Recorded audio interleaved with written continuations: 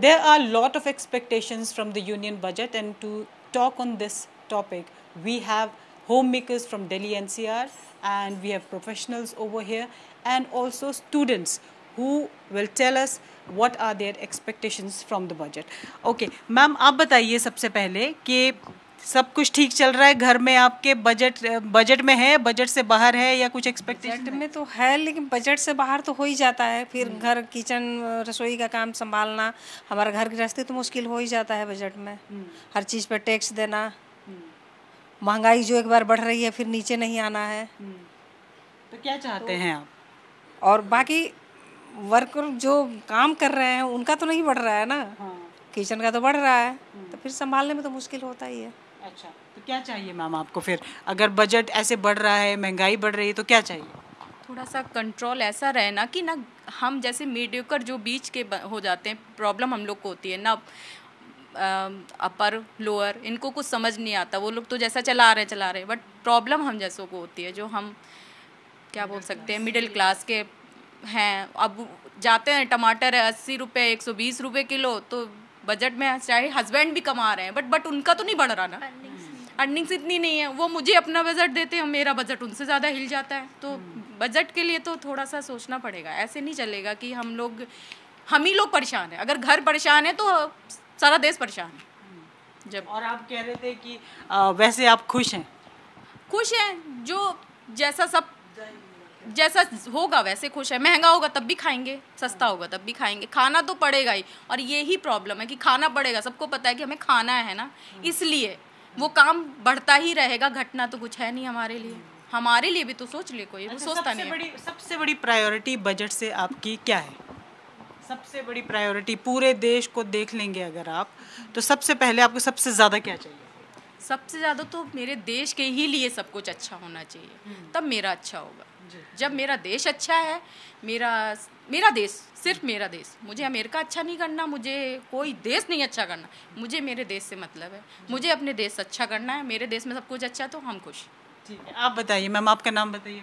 मेरा नाम सुधा तायल है। जी। तो देश के लिए ही मैं भी चाहूँगी, मुझे भी यही है कि देश में सिक्योरिटी जो है हमारी वो सबसे अच्छी होनी चाहिए। कि ऐसा नहीं है कि कभी कोई बॉर्डर से अटैक कर रहा है हमारे ऊपर, तो हमारे इसलिए सिक्योरिटी फोर्स जो है उसके लिए बजट में कोई कमी नहीं होनी चाहिए। बट मैं उसके साथ साथ एक मैं थोड़ा धार्मिक उसमें भी जाती हूँ। तो मैं जैसे धाम वगैरह की यात्रा के लिए हमारी गवर्नमेंट ने बहुत कुछ किया है, मैं थोड़ा सा और चाहती हूँ उनसे कि जो पैदल चलते हैं यात्री, उनके लिए थोड़ा सा अच्छा कुछ बात बना के, तो थोड़ा बजट ऐसा रखा जाए कि उनके लिए यात्रा और आसान हो जाए। तो इस बार का आपका एक्सपीरियंस था कुछ, है ना? हाँ जी, मैं इस बार अभी मैं 2 धाम यात्रा से आई हूँ। तो मैंने वहाँ जाकर के देखा कि जो पैदल हम लोग चल रहे थे, तो घोड़े और खच्चर वालों ने पूरा रास्ता इस तरह से ब्लॉक किया हुआ है कि पैदल चलने वालों के लिए बहुत ज़्यादा प्रॉब्लम है।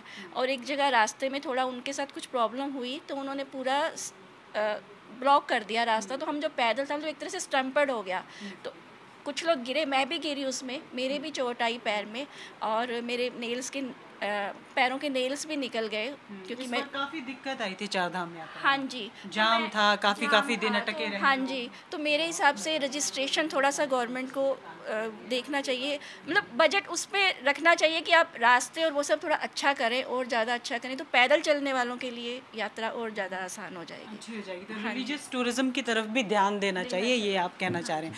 मैम आप बताइए, आप कुछ जॉब्स की बात कर रहे थे, कुछ अपॉर्चुनिटीज़ की बात कर रहे थे। हाँ, नाम बताएं। मेरा नाम मोनिका चौधरी है। मैं चाहती हूँ कि आप गृहिणी हैं वैसे? हाँ, मैं गृहिणी भी हूँ और राइटर हूँ। तो मैंने जो देखा है कि आज के जो न्यू जनरेशन बच्चे हैं, तो उनको जॉब अपॉर्चुनिटी उनके पास लिमिटेड है। और तो मुझे लगता है कि सरकार को अपनी ओर से ये कोशिश करनी चाहिए कि जो बच्चे हमारे ग्रेजुएशन करके निकल रहे हैं, पोस्ट ग्रेजुएशन करके निकल रहे हैं, तो उनको एक सिक्योरिटी हो, कि जॉब सिक्योरिटी हो, ताकि वो अपनी फैमिली और अपने देश के लिए अच्छा कर सकें। क्योंकि उनका ज़्यादातर समय ग्रेजुएशन या पीजी करने के बाद उनका ज़्यादातर समय इसमें ही हो जाता है कि मैं इस एरिया में जाऊँ या मैं उस एरिया में जाऊँ। प्राइवेट से घर वालों का प्रेशर होता है कि चूँकि गवर्नमेंट जॉब में जॉब सिक्योरिटी है, आप उधर जाओ, और बच्चों की जो प्रायोरिटी होती है वो बड़े शहरों की ओर होती है।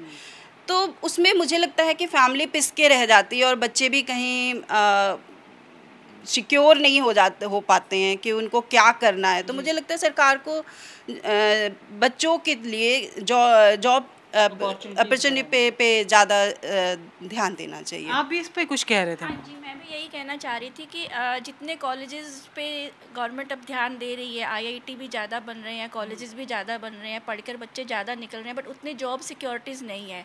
तो इसीलिए बच्चे अपना देश छोड़ के बाहर जाना चाहते हैं। मेरा बेटा भी यही था कि वो बाहर जाकर ही अपना मास्टर्स करना चाहता था और वहीं जॉब करना चाहता था। बट उसी दौरान मेरे हस्बैंड को कोविड हुआ, तो हमें लगा कि नहीं, बच्चे को बाहर नहीं भेजना चाहिए, तो हमने उसको बाहर नहीं भेजा।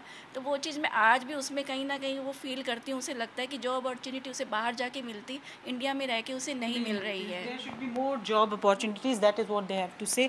मैम, आप क्या कह रहे हो? आपके बच्चों का फ्यूचर कैसे सिक्योर हो? इसी पे हम आपसे बात कर रहे मैं तो यही कह रही हूँ कि अगर हमारा देश सिक्योर है, हमारी सीमाएं सिक्योर हैं, तो हम सब सिक्योर हैं। और बच्चे थोड़ा बिजनेसमैन के लिए थोड़ी दिक्कत आ रही है, क्योंकि कुछ कंडीशंस हैं उसमें ज़्यादा ही हैं, बहुत हार्ड हैं, तो उनको थोड़ा सा ढीला दे देना चाहिए ताकि बच्चे बिजनेस में जाएं। आज अब ये तो नहीं है, वैसे मेरा बच्चा MBA किए हुए है, पर लेकिन फिर भी बिजनेसमैन बना है वो, जॉब छोड़ के। तो इतनी जॉब्स आना बड़ा मुश्किल है। बिजनेसमैन बना तो आपको लगता है कि स्टार्टअप्स को थोड़ी और अपॉर्चुनिटी मिलनी चाहिए? हाँ बिल्कुल, ताकि बच्चे ज़्यादा से ज़्यादा बिजनेस भी करें, नौकरी के लिए बाहर ना भागना पड़े और पेरेंट्स को भी सफ़र ना करना पड़े। ठीक है मैम, आप ना एनवायरनमेंट पे बात कर रहे थे। हाँ, पर्यावरण के लिए भी मैं कह रही थी कि इस पर भी थोड़ा ध्यान देना चाहिए। देखो, किचन पे अगर लोड पड़ता है कोई नहीं चलेगा, लेकिन बाकी चीज़ों पे भी ध्यान देना चाहिए। वो सब हम झेल लेंगे, किचन का ऊपर नीचे कर लेंगे, कोई दिक्कत नहीं है, लेकिन पर्यावरण पे भी ध्यान देना चाहिए। आने वाले समय पे जो है बच्चों को दिक्कत हो सकती है, ऑक्सीजन के लिए बड़ी प्रॉब्लम होगी। हमारी यमुना जी जो है कितनी गंदी हैं, हैं वहाँ पे हम जाके लगता है कि गंदा नाला है ये। आप नहाने की तो बात ही छोड़ दिया, वो भी हमने ही गंदी की है, पर लेकिन कुछ रूल्स ऐसे होने चाहिए कि वहाँ पे गंदगी ना जाए। NCR में जो आप रहते हो, विंटर्स में रहते हो, बरसात में रहते हो, गर्मियों में रहते हो, कोई मौसम है रहने लायक?